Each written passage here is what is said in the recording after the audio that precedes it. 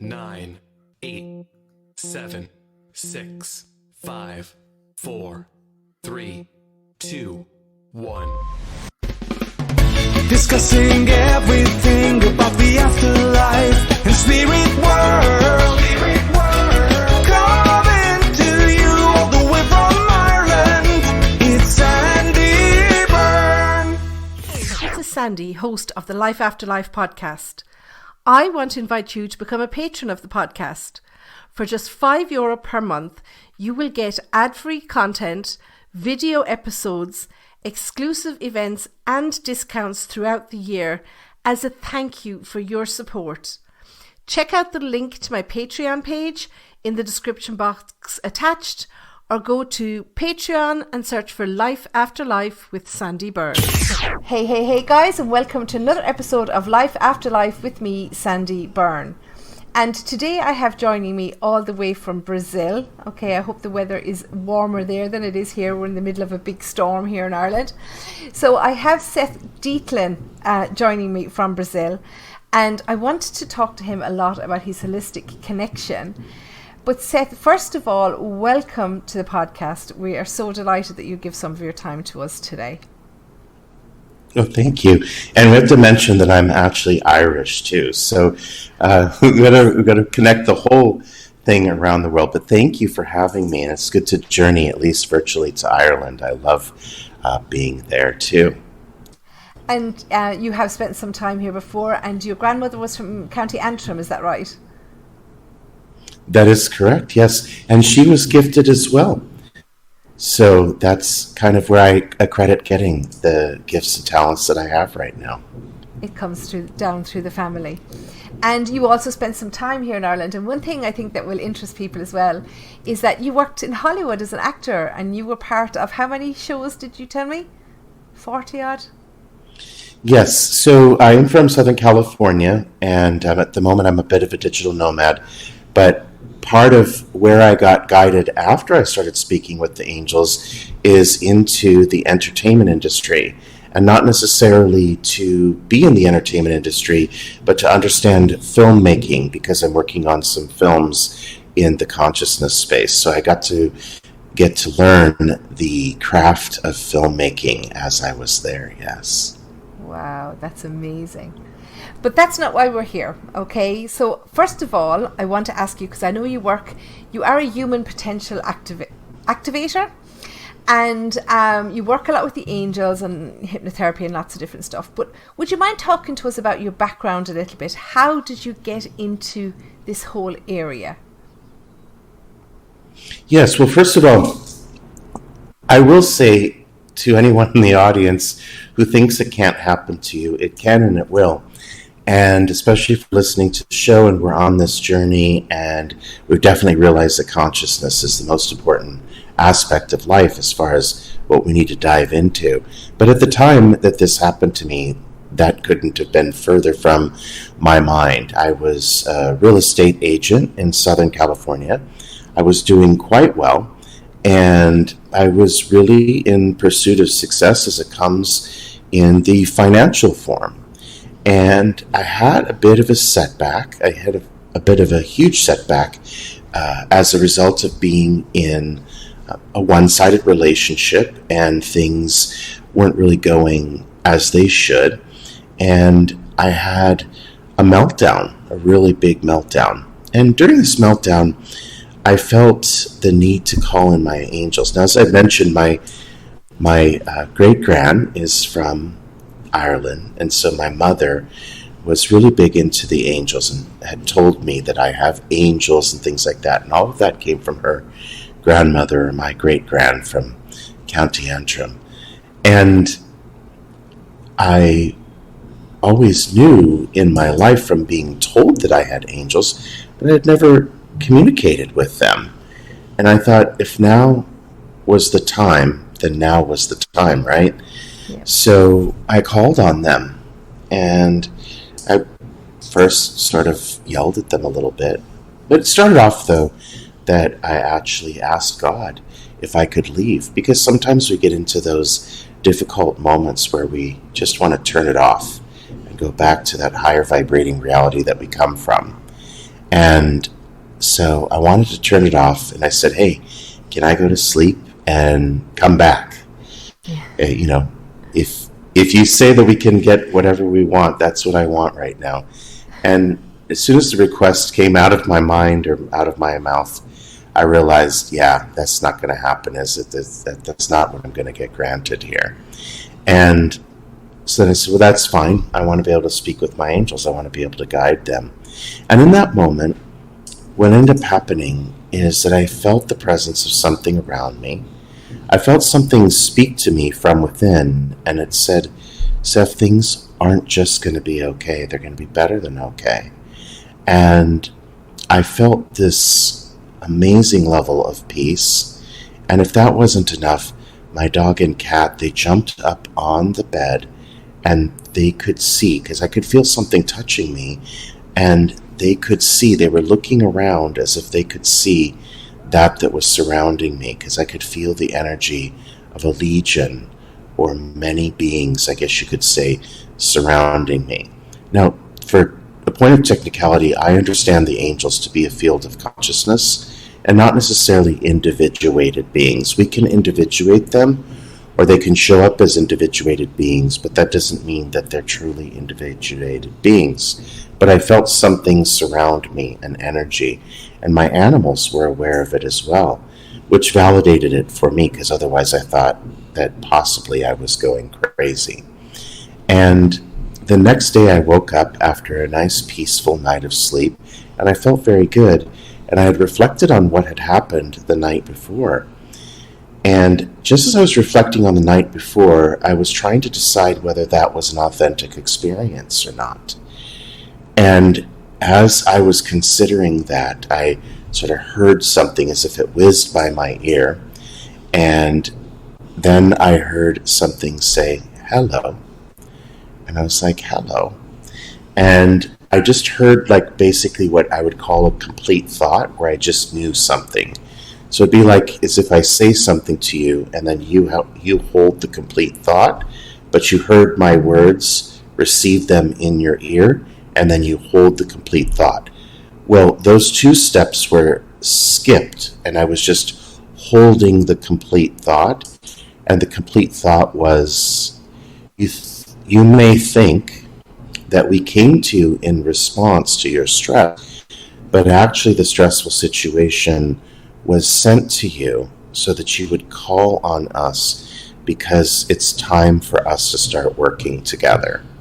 And so, anyway, there is, that's when I knew that there was something around me, but I thought, well, this is going to be very interesting to see how this goes. And I was enamored by it because I had originally thought it was just going to go away.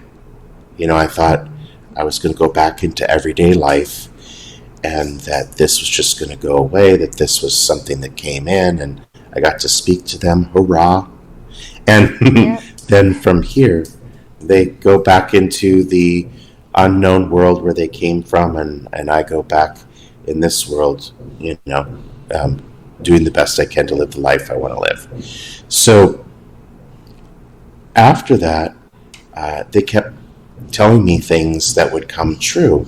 So they would talk to me in many ways. I remember, this is one of my very favorite stories, I woke up one morning and they said to me, your sister is going to call you today, and she's pregnant with a little girl. And I was like, well, that's great. And about 4 hours later, my sister called me, and she said, I have good news for you. I said, well, what is it? She says, I'm pregnant. And I said, did you check the gender yet? And she said, no, we're going to wait. And I said, okay. And then several months later, my niece was born. And my journey with the angels over the years, sometimes we get to question, am I really speaking to angels or am I not? And that's part of being in the human experience. So it never did just sort of come in full blast and have me fully bought in every single day of that. There are moments of doubt along the way. And further to this story, about 3 years later, 4 years later, there was one of those moments of doubt, even though I had worked very heavily with them for several years.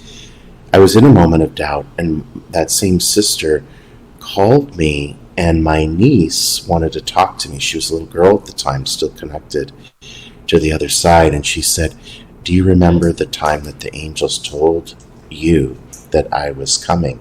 No, I never told her or my sister that.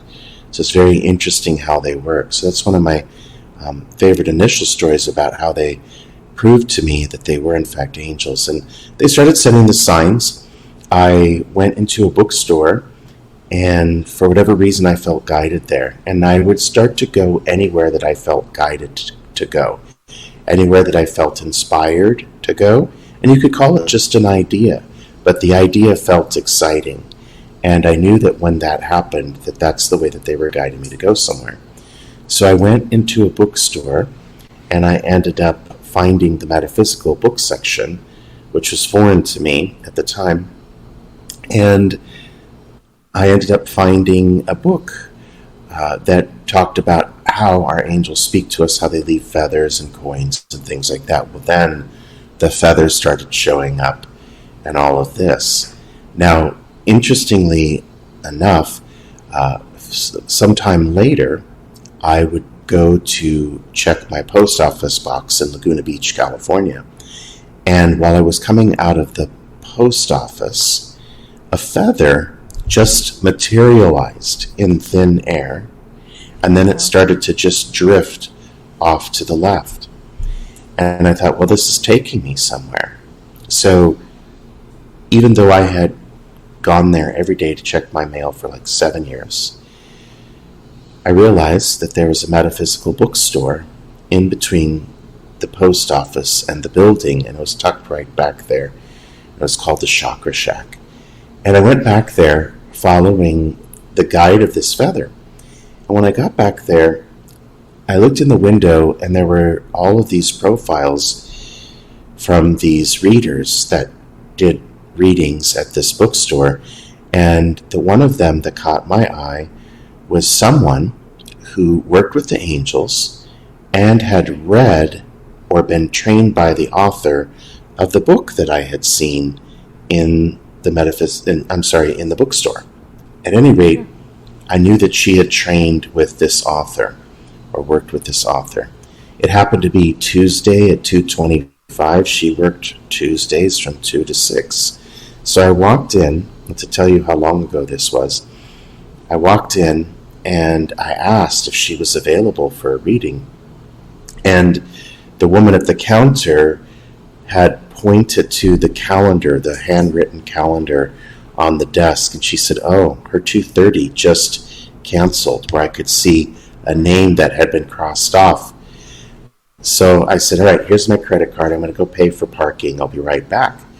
I sat in front of her, and having never met this woman before, and she's a very good friend of mine to this day, she looks around me and she says, "Do you have any idea how many angels there are around you?" And she said, "Wait."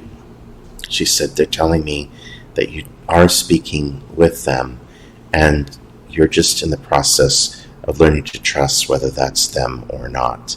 And that opened up. And eventually they would tell me that in order to do the work that I'm meant to do in this world, that I would lose everything. So they asked me if I was willing to do that. And I did really well at real estate, and I was very proud of my success. And I said, well, this seems a lot more exciting than that, because success that comes from a monetary gain is very empty. Mm-hmm. And if it's just that alone, it has to have some purpose where it's doing something great in the world. And I did have fun at what I did. I helped people find their homes, or to find a buyer for their home. And I enjoyed the people that I worked with, and I had a blast doing that. And yet it seemed like something was expanding me into a different direction. And this would become more apparent when the real estate market collapse happened in 2006. A lot of people think it happened in 2008, but for whatever reason, nobody knows. All of the real estate trends in the world, in America, happen to begin in Orange County, California. So whether the market comes to life in Orange County, it will have an effect where it will spread out. For whatever reason, Orange County, California is an indicator of the market that is to come. So in 2006, there was a day that I was in the house, and by this time I had established really good communication with the angels. They were helping me with my work. They were directing me to find houses for my clients and things like that. And I was in my house, and I had a very nice house, and I had a couple pets, and it was just me in there by myself. And I thought to myself, how much does a person need? I had 3 cars in the garage that were mine. It was one person. And I was thinking, how much does one person need? Yep. And all of this is taking up energy that I can use to do something bigger in this world. And I heard the angels say, are you ready? Are you ready to let it all go? And that was exactly the weekend that the market froze in Orange County, where people just stopped buying houses. And so I went through the foreclosure of my house, 2 bankruptcies. It was a very interesting time. And even though I had the angels by my side, it was still a very difficult period in my life. I was on my own, and my parents did not understand it. They were more ashamed of me for having lost everything instead of actually being helpful.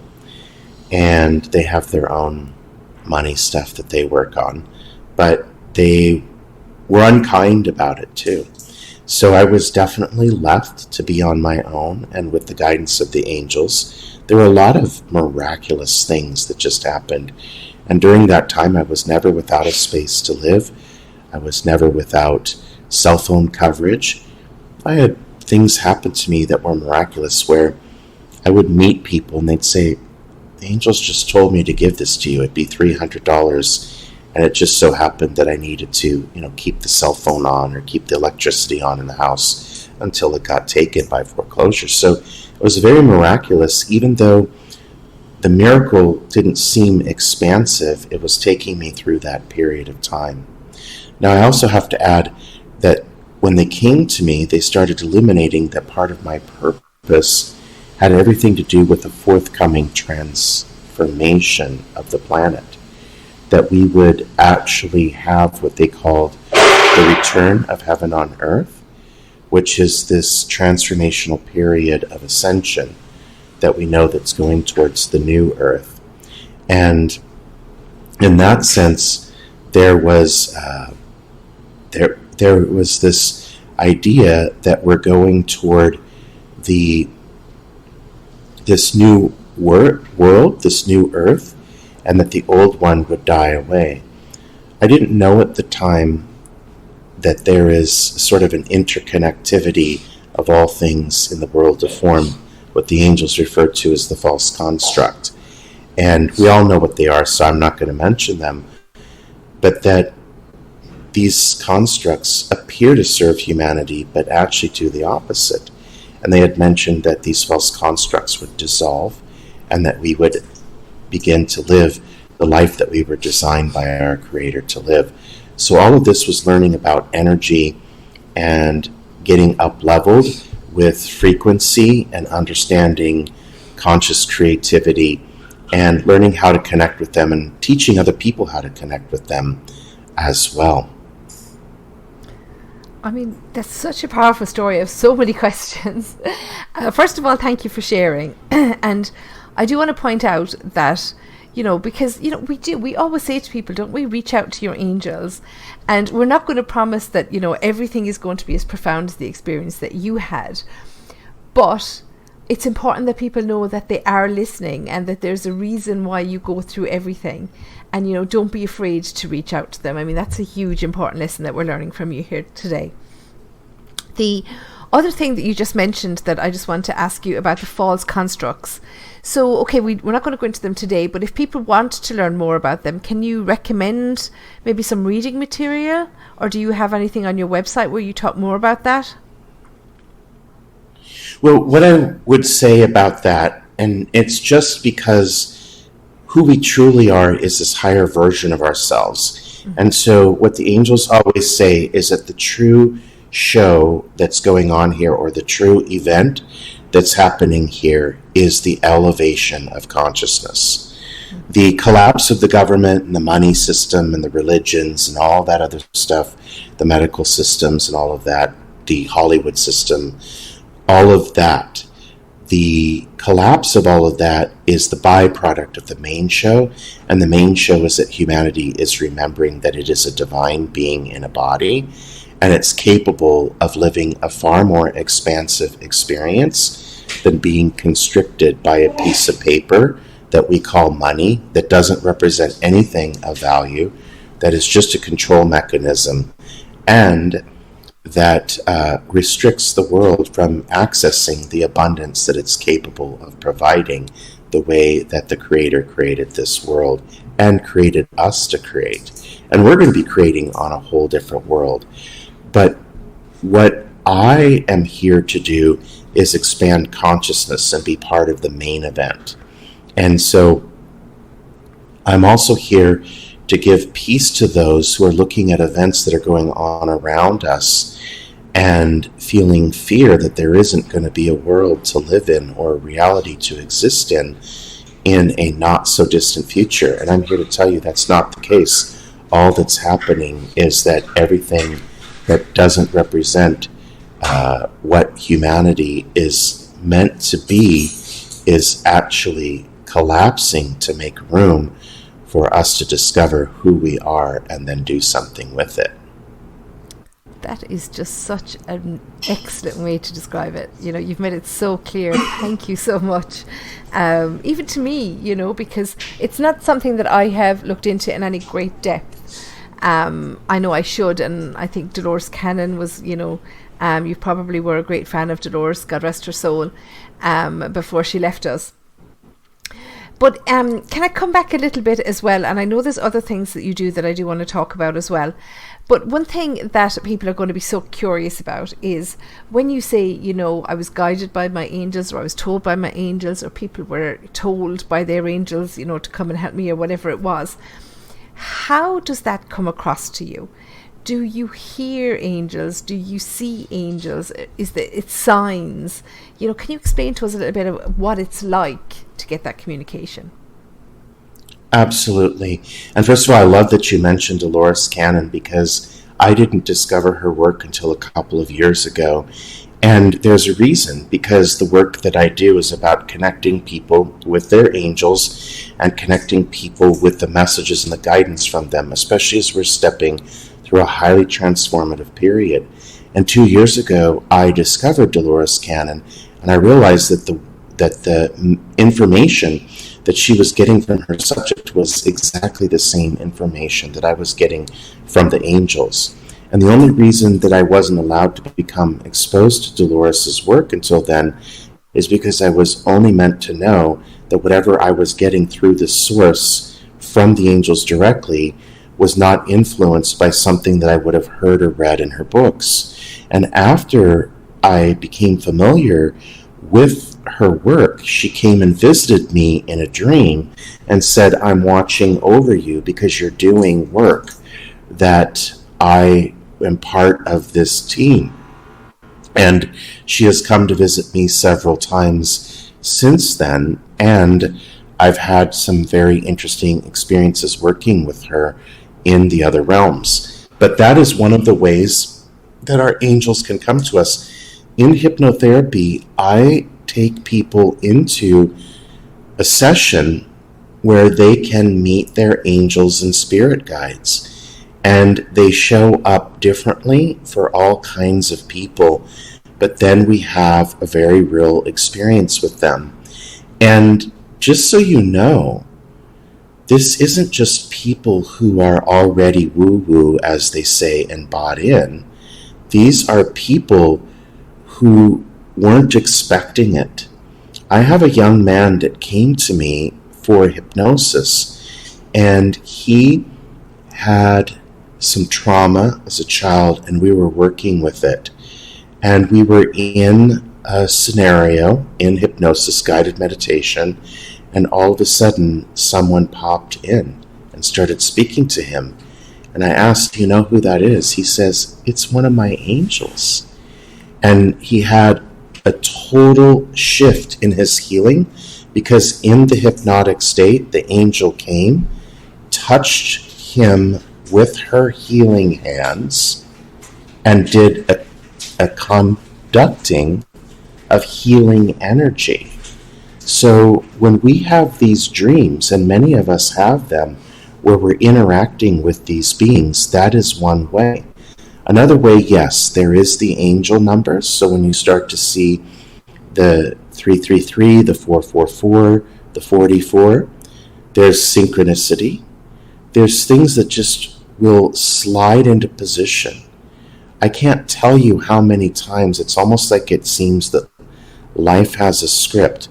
I'll discover that I would like something, and all of a sudden it appears. And I'll use a very real example. When I began speaking to the angels, I had this idea because I had some friends who owned a house and they rented rooms, and I had thought, oh, it sure would be nice if they had a vacancy over there and I could move in.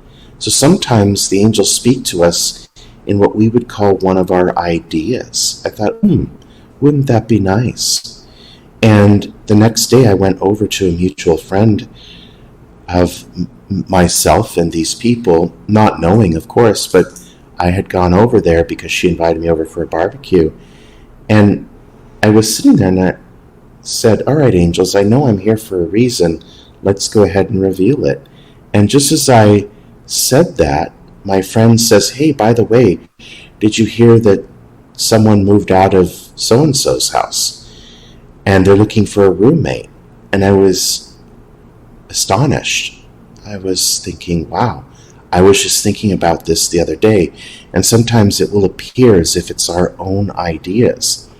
What happens, though, and this is the incredible part, the minute we start paying attention to what comes through awareness, more will come through, and it will be even larger in context and in specificity that we can't mistake it. And the minute that we follow it and something happens, then we learn to tap into that channel. One day I came home from work. I was working in an open house, and I set my keys on the counter. And just as the keys hit the counter, I heard the angels say, drive to Disneyland.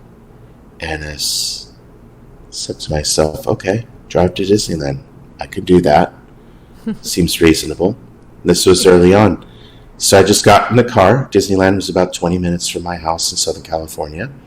And I got in the car. I drove to Disneyland. I exited Harbor Boulevard, which is where you exit to go to Disneyland. And there was a car stuck off to the side on the off-ramp. So I pulled over, and it turned out there was a woman and two little boys. She didn't have cell phone coverage. Maybe it was a dead battery or something like that, and she was stuck there off to the side of the road without any assistance. So I put her in the car. We called a tow truck, and we got her off the road, and we got her husband over there. We got the car towed and all that kind of good stuff. But other than that, she was just sitting there stuck.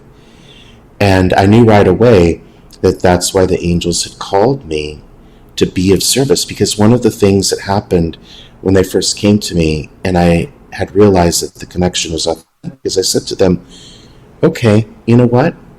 Put me in the game, coach. Put me wherever you want to be your representative here on earth, and I will serve in whatever way I can. And these are the miracles that show up. And if that wasn't funny enough, the woman who was stranded on the side of the road, she asked me, what kind of work do you do? And I said, oh, I'm in real estate. She said, give me your card. And I said, why? She says, just give me your card. And I said, okay. And she took my card, and the next day I got to the office, and I got this beautiful message of gratitude. And the woman said, thanks to you, I believe in angels again. I didn't tell her that there were angels that guided me there. But that was one of the ways that the angels wanted to authenticate that they were able to guide me to be where I needed to be of service to others, and to be of service to God. That's and amazing. Yeah, it's so full of love, and it's so full of joy, when we're in that. And we become expanded, of course, as you know, from doing your work as well. And your audience knows this too. We become expanded, and pretty soon we have a pretty hefty appetite for that expansion. 100%. I want to ask you as well, and this is going to sound a little bit cynical, I don't mean it to, but I want to go back to your original experience. Okay, you were working in real estate and everything, and they told you you'd have to lose everything. And I'm sure other people are going to be thinking this as well, because it's always our biggest fear, isn't it, to be homeless.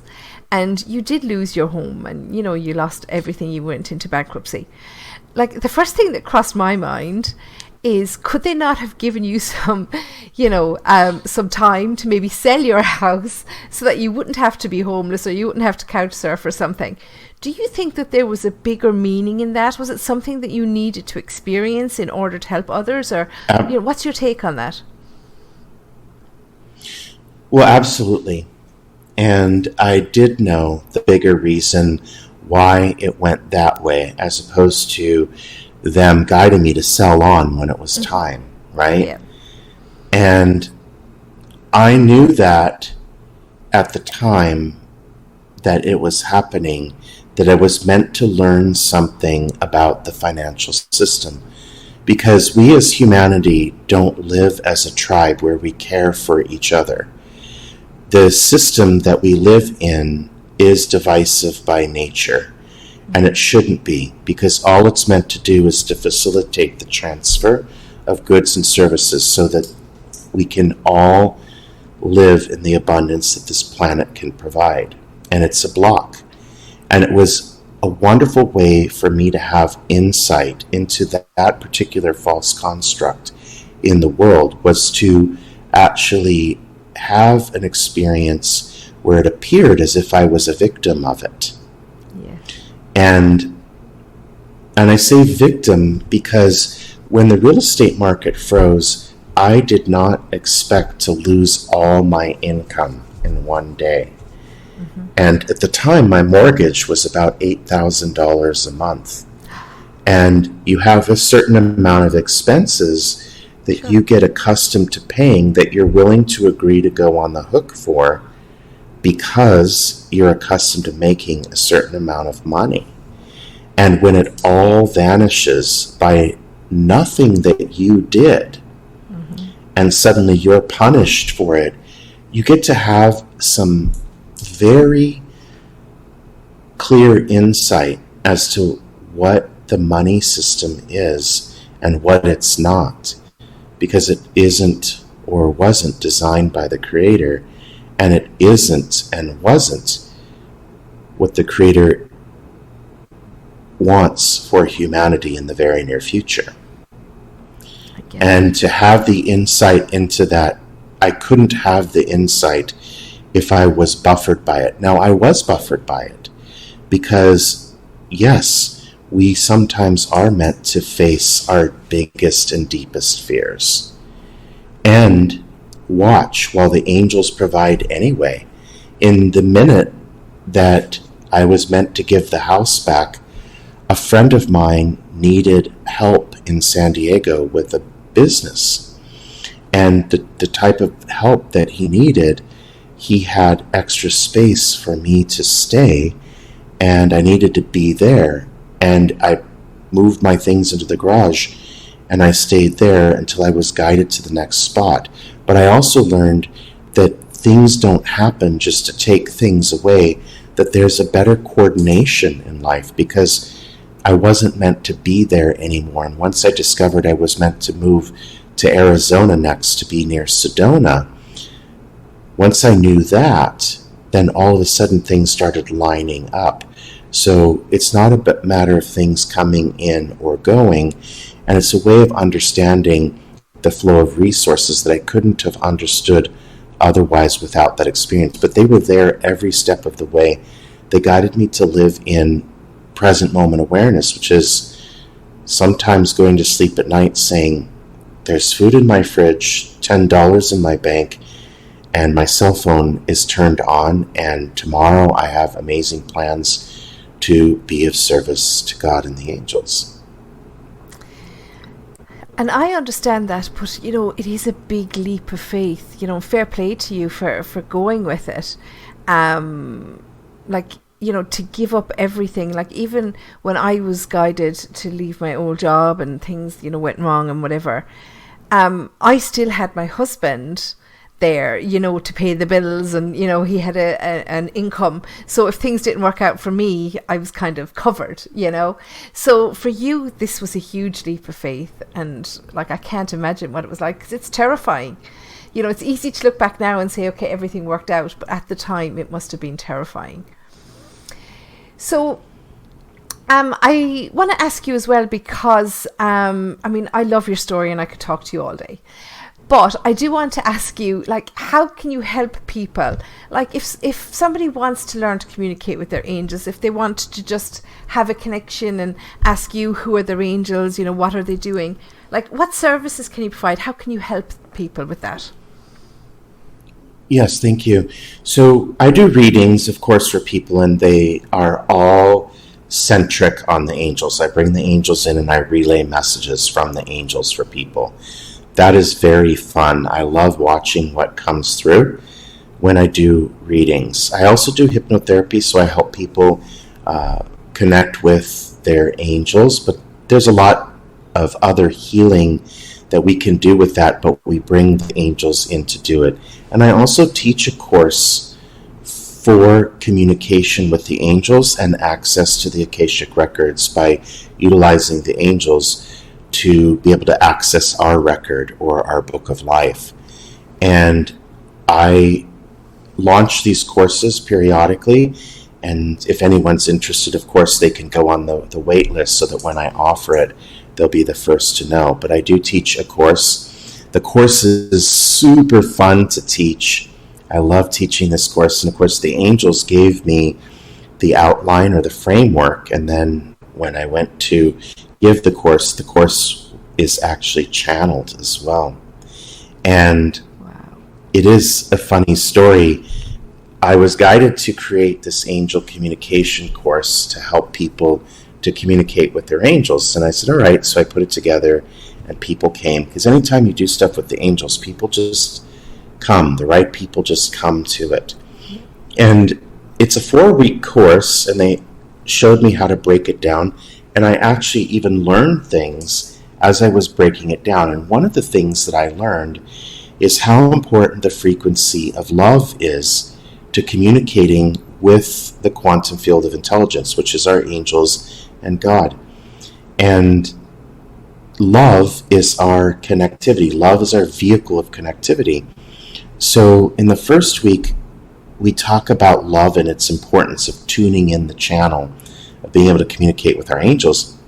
And the first time I taught this class, everyone came back the second week, and they're reporting to me, oh my goodness, not only is the communication link with my angels been up-leveled and the synchronicity, but all of a sudden these things start flowing miraculously in their lives, and they have stories of cool miracles about money that comes through when it needs to, or other things that miraculously take place.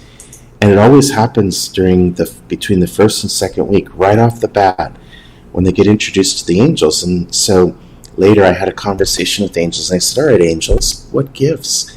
This is interesting. I'm teaching a class on angel communication, but it turns out that this is more of a class about communicating with you and manifesting. And they said, duh, they're one and the same. And they make a little joke with me. They said, we didn't come to you to teach you how to play the harp. We didn't come to you to teach you to be more religious. We came to teach you to live by your full design. So the minute that you tap into us, you tap into the field that creates miracles. So just by tapping in to that field, we get the opportunity to then begin manifesting, or to up-level our manifestation. What I ask people to do in the first week, just to kind of give a sneak peek, is I ask people to create a list, and on that list, they just put love. And throughout the week, anytime they think about something that makes them become aware of love, they're supposed to write it down. And then I ask them to remember things that used to make them feel aware of love that they don't do anymore. And then I ask them to schedule time to do it. And I had a student one time who said, I remembered how much fun I had watercoloring as a kindergartner. And so I went to the art supplies store. I got watercolors and the specific paper medium that you use to watercolor. And she says, I just watercolored and I could feel the presence of the angels. And when we do that, we can feel the presence of them because we feel something around us that's loving and supporting us. But we also feel like we're in the flow. We feel consciously high or consciously drunk. But what ends up happening is that by tapping into the field, it's the same field that we tap into to become what we call aligned. And once we're aligned, things just miraculously happen without effort, and we don't have to think to explain why. That's a great way of explaining it too, because, we talk about manifesting until we're blue in the face, but until we understand where it comes from, and that's a great way to explain it. So thank you very much for that. Yes. Now, first of all, I suppose the hypnotherapy, the classes, everything, they're all delivered online, so you can tune in from anywhere in the world. Is that right? That's correct. Yes, I do all that on Zoom, and it's all virtual. Okay, so I'm going on the wait list for the next course. I love this. You're also an author. You have a book. A tarot deck, yes. Oh, the tarot I created deck, a tarot deck, and it comes with the book as well. It's the Ascension with the Angels tarot deck. And that was an interesting project that was guided by the angels, every bit of it. And they said, we want you to create a tarot deck, because I started teaching tarot as a way of connecting with the angels. And what's funny about that is that a lot of people become triggered when you tell them that you're communicating with the angels. At least several years ago, that was more so than it is today. And it used to trigger some beliefs that they had that were indoctrinated from the religion, specifically the Catholic religion, the Christian religion, that we're not supposed to speak with our angels, that somehow or another we're not supposed to speak with our angels. And my response was always, if God gave them to us, why can't we speak to them? Why can't we hear them?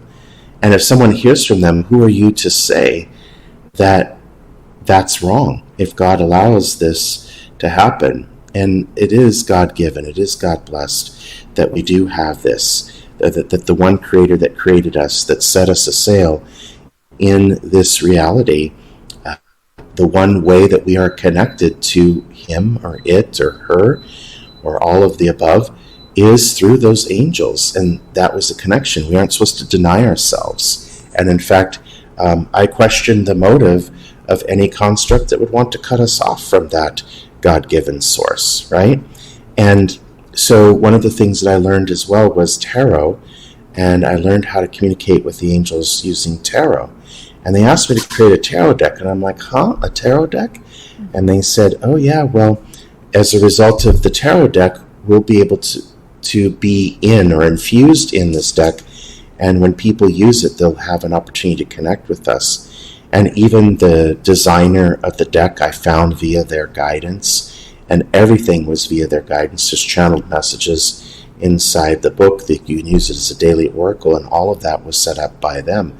And then when I went to deliver the deck, after I started printing them, because I just print them privately, I didn't, send them to Amazon or anything like that. And I just printed them privately. And when they started going into distribution, then the next thing that happened was people would come back to me and say, oh my gosh, I can feel the presence of the angels just by holding the deck in my hand. So that was something super special. Yeah, that's amazing. So if they're not on Amazon, how can people buy them? Can they buy them directly from your website? Yeah, well, right now they're in another printing phase, but yes, they will be available on my website. So people should just keep an eye there. Or they can contact me and let me know. They can also contact me and let me know that they would like to know when they become available again, because they'll be available the 1st of next year. So. Oh, perfect. Okay. So I can't wait to see them as well, because, you know, I do love angel decks, and I suppose I was using Doreen Virtue's angel decks, which are now no longer available. So, you know, it's lovely to see new cards come out on the market. So look, thank you so much for your time. I mean, I have learned so much, and I could talk to you all day. But I will put the link to your website in the description box attached. So I would encourage people to go on there if they're interested in any of your courses or readings. They'll find all the information on the website. And, you know, unless there's anything else that you want to say, I will let you go and get on with your day. Oh, well, thank you. I just want to say wonderful blessings to those in the audience, and just understand that by listening to this, we get calibrated with that frequency. So after listening to this episode, there's a certain calibration that happens. So don't be surprised if after listening to this information that you have an up level in your connection with the angels as well. Hopefully I will as well. Definitely something I need to look at more. So Seph, thank you so much for your time, and thank you to everybody for listening. I will say goodbye until the next time, and I will see you in the next episode. Until then, take care and stay safe. Discussing everything about the afterlife and spirit world.